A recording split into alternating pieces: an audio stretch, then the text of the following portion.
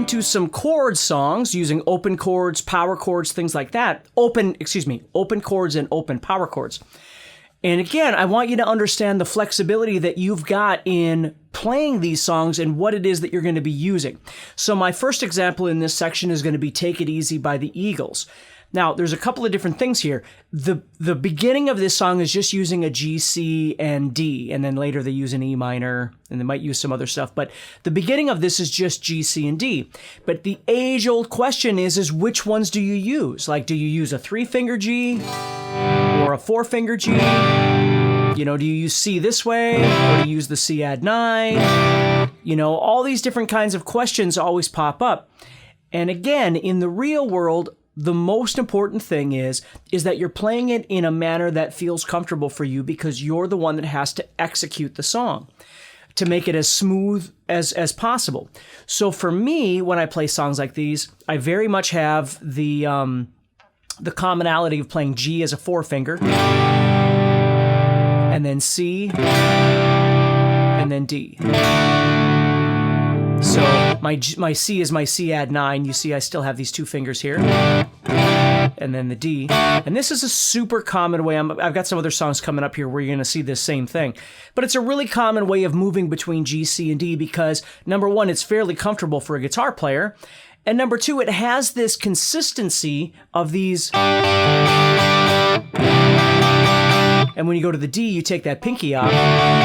But the 3rd finger stays there the whole time. So when I teach people how to do this stuff, I always talk about pivoting on that 3rd finger. So you've got G, C, and D, and this finger never comes off.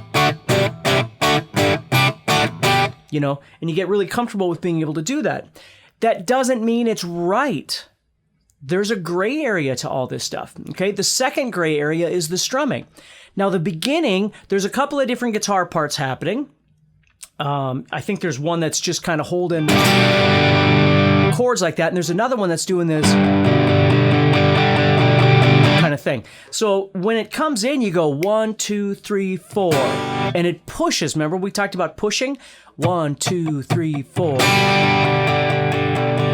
3, 4.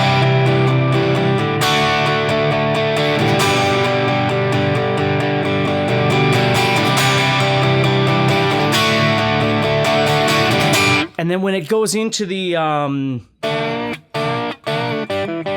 little thing there, it straightens out.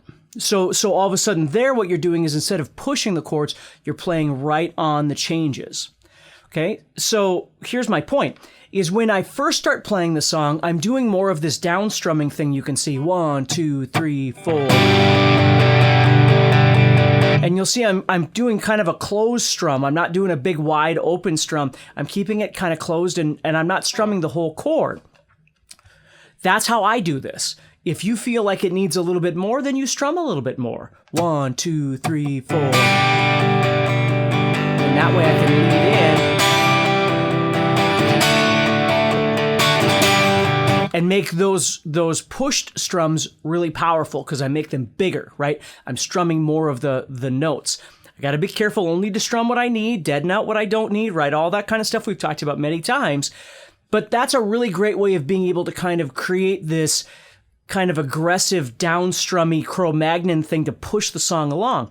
And then when it kicks in, when the drums come in, then I switch over to a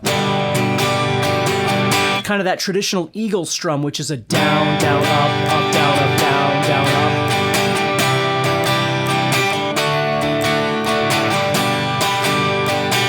up. Okay, so this is kind of the, this is kind of the communication that bands have. Like when I learn how to play songs with a band, you know, we're going to play some cover songs together to jam or, you know, perform or whatever it might be. We don't get together and talk about what kind of strumming pattern somebody's. It always just comes down to flow and groove. When you start playing with other musicians, you're just trying to make things fit as organically as possible. And again, I'm not telling you not to pay attention to details. What I'm telling you is to pay attention to the right details at the right time.